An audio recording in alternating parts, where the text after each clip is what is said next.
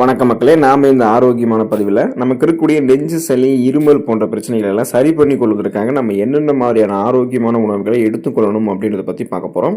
குளிர்காலம் ஆரம்பிச்சிட்டாலே வறட்டு இருமல், சளி, மலச்சிக்கல், காய்ச்சல் என ஒவ்வொரு உடல்நல பிரச்சனைகளுமே நமக்கு பார்த்தோம்னா அடிக்கடி ஏற்படக்கூடிய அந்த மாதிரி ஒரு சீசனலாக அட்டாக் ஆகக்கூடிய நோயாக மாறிடும்.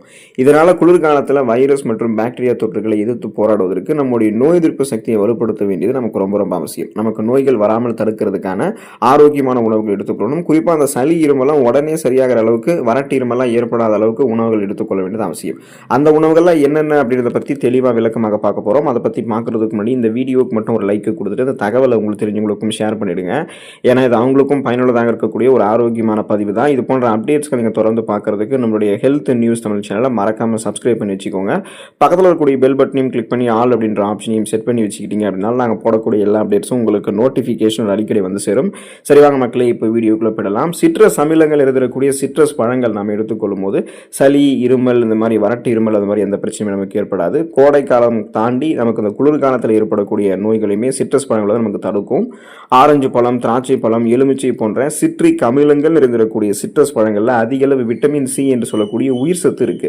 ஸோ இந்த உயிர் சத்து என்ன பண்ணும் அப்படின்னா நமக்கு இம்யூன் பவரை இன்க்ரீஸ் பண்ணும். அதாவது சுருக்கமாக சொல்லணும்னா நோய் எதிர்ப்பு சக்தியை நமக்கு அதிகப்படுத்தி நமக்கு இருக்கக்கூடிய சாதாரணமான நோய்களையுமே குணப்படுத்திடும். சீசனலாக புதுசாக அட்டாக் ஆகக்கூடிய பாக்டீரியா, வைரஸ் போன்ற பருவகால தொற்று வியாதிகளையுமே எதிர்த்து போராடக்கூடிய அந்த ரத்த வெள்ளை அணுக்களை நம்மளுடைய உடல்ல அதிகமாக உற்பத்தி செய்யறதுக்கு காரணமாக இருக்கும். So white blood cells increase ஆகும்போது கரெக்டான லெவலில் நமக்கு இருக்கும். அதனால நமக்கு எந்த நோயுமே அட்டாக் ஆகாமல் இருக்கும். அப்போ அந்த சளி, இருமல் இந்த மாதிரி பொதுவான தொந்தரவுகள்லாம் நமக்கு எதுவுமே அட்டாக் ஆகாமல் நம்ம நம்மோடு இருக்கிறதுக்கெல்லாம் இந்த மாதிரி நம்ம சிட்ரஸ் பழங்கள் எடுத்துக்கொள்ள வேண்டியது அவசியம்.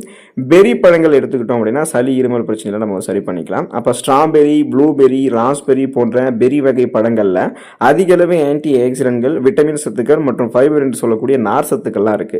மேலும் இந்த பெரி பழங்கள் நமது உடலினுடைய நோய் எதிர்ப்பு சக்தியை அதிகப்படுத்தக்கூடிய விட்டமின் சி என்று சொல்லக்கூடிய உயிர் சத்து மற்றும் பிற ஆரோக்கிய கலவைகளை கொண்டிருக்கு. அதனால சேம் அதே ப்ராசஸ் பார்த்தீங்கன்னா அந்த சிட்ரஸ் அமிலங்கள் இருக்கக்கூடிய பழங்கள் எடுத்துக்கொள்ளும் போது எப்படி நம்மளுடைய நோய் எதிர்ப்பு சக்தி திறன் அதிகப்படுத்தப்பட்டு நோய்கள் வராமல் தடுக்கப்பட்டதோ அதே போல பெரி பழங்களும் நமக்கு நோய்கள் வராமல் பாதுகாக்கும்.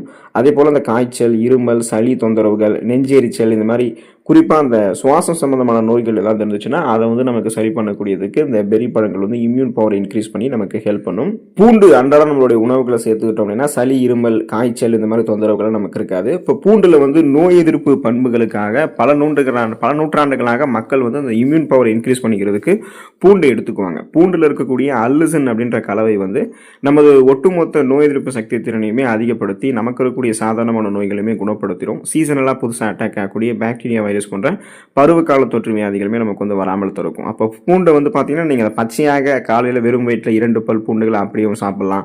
இல்லைன்னா நீங்கள் பார்த்தீங்கன்னா உணவுகளை சமைத்தும் சாப்பிடலாம். இயற்கையான கொலஸ்ட்ரால் நீக்கி அப்படின்னு பூண்டுக்கு ஒரு சிறப்பு பேர் இருக்குது.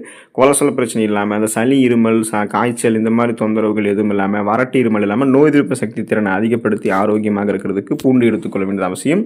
பூண்டு போலவே இஞ்சியும் அன்றாடம் நம்மளுடைய உணவுகளில் சேர்த்துக்கொள்ளணும். ஸோ எடுத்துக்கிட்டோம் அப்படின்னா அந்த சளி, இருமல் பிரச்சனைகள் நம்ம விடுபடலாம். ஆன்டி இன்ஃப்ளமேட்டரி ப்ராப்பர்ட்டிஸ், அதாவது அலர்ச்சிக்கு எதிரான பண்புகள் மற்றும் ஆன்டி ஆக்சிடென்ட் பண்புகள்லாம் இஞ்சியில் இருக்கிறதால நமது நோய் எதிர்ப்பு சக்தி திறனை வலுவாக வைக்கிறதுக்கு இஞ்சி ஹெல்ப் பண்ணும். இருமல், சளி போன்ற சுவாசம் சம்பந்தமான நோய் அறிகுறிகளை குணப்படுத்துவதற்கு இஞ்சி மிகவும் உதவிகரமாக இருக்கு. நீங்கள் சமைக்கக்கூடிய உணவு, டீ, காஃபி, அந்த சூப்பு இதெல்லாத்துலையுமே பார்த்தீங்கன்னா இஞ்சியை பயன்படுத்தலாம். ஸோ எந்த விதங்கள்லையுமே நம்ம இஞ்சியை பயன்படுத்தலாம். அது காரத்தன்மை பொருந்திருக்கு அப்படின்றதால அளவாக இஞ்சி எடுத்துக்கோங்க. அளவாக இஞ்சி எடுத்துக்கிட்டாலே அதன் மூலமாக வளமான நன்மைகள் கிடைக்கப்பெறும். அந்த சளி, இருமல், சுவாசம் சார்பான தொந்தரவுகள், நோய் அறிகுறி எதுவுமே உங்களுக்கு இல்லாமல் நோய் எதிர்ப்பு சக்தி திறனும் அதிகப்படுத்தப்படும் போது நீங்கள் ஆரோக்கியமாக இருக்கலாம். யோகாட் அப்படின்னு சொல்லக்கூடிய அந்த தயிர் நீங்கள் எடுத்துக்கிட்டீங்க அப்படின்னா அது உங்களுக்கு நோய் எதிர்ப்பு சக்தி திறனை அதிகப்படுத்தி குறிப்பாக சளி, இருமல் இந்த மாதிரி நோய்கள் அதெல்லாம் வராமல் உங்களுக்கு பாதுகாத்துக்கும். அப்புறம் நெஞ்சு சளி அதெல்லாமே உங்களுக்கு எதுவுமே இருக்காது. யோகாட் மற்றும் பிற நொதித்த உணவுகளில் நம்முடைய உடலுக்கு நல்லது செய்யக்கூடிய ப்ரோபயோட்டிக் அப்படின்ற நல்ல பாக்டீரியாக்கள் இருக்கு. இந்த பாக்டீரியாக்கள் குடல் ஆரோக்கியத்தை மேம்படுத்தி நோய் எதிர்ப்பு சக்தியை நமக்கு முக்கிய பங்கு வகிக்கும். ஸோ இதன் மூலமாக தான் நமக்கு அந்த இம்யூன் பவர் இன்க்ரீஸ் ஆகிறதால நமக்கு அந்த சளி, நெஞ்சு சளி, அதுக்கப்புறம் அந்த குறிப்பாக நமக்கு ஏற்படக்கூடிய அந்த சைனஸ் தொந்தரவான பிரச்சனைகள், ஜலதோஷம், நமக்கு ஏற்படக்கூடிய காய்ச்சல், தலைவலி இந்த மாதிரி பொதுவான தொந்தரவுகள் நமக்கு குணப்படுத்தப்படும், மீண்டும் வராமல் தடுக்கப்படும். ஸோ இந்த உணவுகளோட கிரீன் வெஜிடபிள்ஸ் என்று சொல்லக்கூடிய பச்சை இலை காய்கறிகள், கீரைகளை நம்ம எடுத்துக்கொள்ள வேண்டியது அவசியம். கீரைகள் போன்ற இந்த பச்சை இலை காய்கறிகளில் நம்முடைய நோய் எதிர்ப்பு சக்தியை பலப்படுத்தக்கூடிய விட்டமின், மினரல், ஆன்டி ஆக்சிடென்ட் போன்றவை இருக்கு. அதே போல் கீரைகளில் நம்முடைய நோய் எதிர்ப்பு சக்தியை வலுவாக்கக்கூடிய விட்டமின் சி, விட்டமின் இ போன்ற ஊட்டச்சத்துக்கள் அதிகம் இருக்குது. இப்போ கீரைகளில் நீங்கள் சுழற்சி அடிப்படையில் வாரத்தில் ஒரு தடவை அப்படின்ற அளவுகளை வந்து எடுத்துக்கொள்ளணும். ஸோ இந்த வாரம் இப்போ நீங்கள் ஏதாவது ஒரு கீரைகளை சாப்பிட்டீங்கன்னா அடுத்த வாரம் வேறு கீரைகளை சாப்பிடணும். அந்த மாதிரி சாப்பிட்றது, அப்புறம் பச்சை இலை காய்கறிகளை உணவுகளை சேர்த்துக்கிறது, காய்கறி வடிசாறு, வெஜிடபிள் சூப்பெல்லாம் எடுத்துக்கிறது எல்லாமே உங்களுடைய அந்த சளி, காய்ச்சல், இருமல், நெஞ்சு சளி இது எல்லாத்தையுமே வந்து சரி பண்ணிடும்.